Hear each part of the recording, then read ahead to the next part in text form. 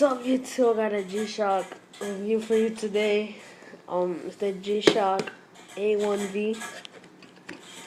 Pretty nice piece, brand new. Never been worn.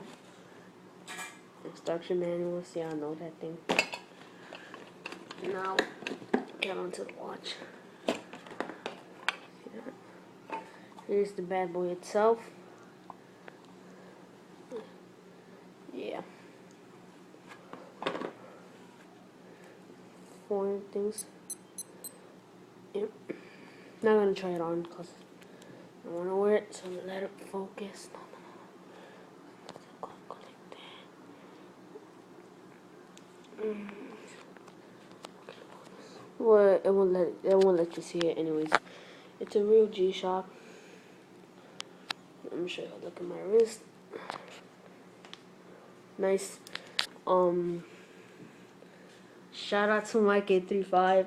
Yeah, dude, if you watch my review, I appreciate your reviews. Yeah.